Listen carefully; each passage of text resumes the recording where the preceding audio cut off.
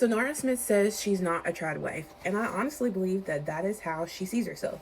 But here's what I think that most creators get wrong about personal branding. Your brand isn't only who you say you are, it's the meaning that people learn from the patterns that you're repeatedly putting out there when you're creating content. And I honestly think that this is one of the main reasons people keep having this debate about Nara Smith, besides the fact that she just did an interview saying that she is not indeed a trad wife. Because I don't think that this conversation is about whether she cooks from scratch or whether she wears designer clothes. I think it's about something much bigger, especially right now in this current political climate that we are in. It's truly about the difference between who you believe that you are as a content creator and the image that you're putting out, and what the content is repeatedly teaching people about you. Because truth be told, those are not the same thing, and every content creator truly needs to understand this if you're going to keep creating content in 2026 and beyond. Because branding does not happen one video at a time, it happens through repetition. 95% of your content shows one world.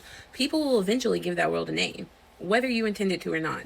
Think about it. A business coach is constantly posting about how they're working 16-hour days, but then in the next breath say, oh, I'm all about balance. People are not going to believe that they're all about balance. They're going to believe that they're all about hustle culture.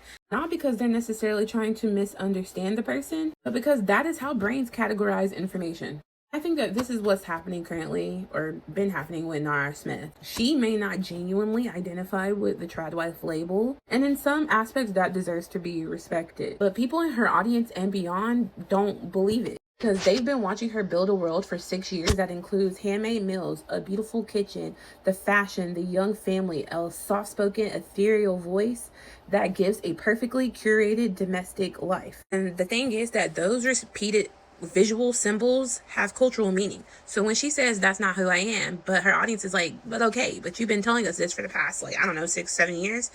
Here's the lesson that every creator needs to take from it. You cannot change years of visual storytelling with one interview. If you want people to see your brand differently, then you're going to have to give evidence that it is in fact different. And even then, you need to be prepared for the fact that people are not going to believe you because of all the stuff that you said before. People can only interpret the stuff that you make visible, not your private life. This is why I tell content creators over here all the time that you need to audit the content that you're putting out, the brand that you're trying to build versus what people are actually experiencing when they interact with you in your content and your brand. Because people cannot read your mind or read your brand's mind.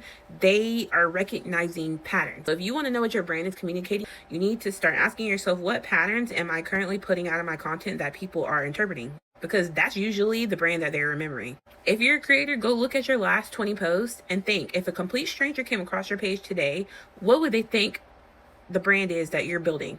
That question alone can tell you a whole lot more about your brand than your bio or what you wrote down ever will.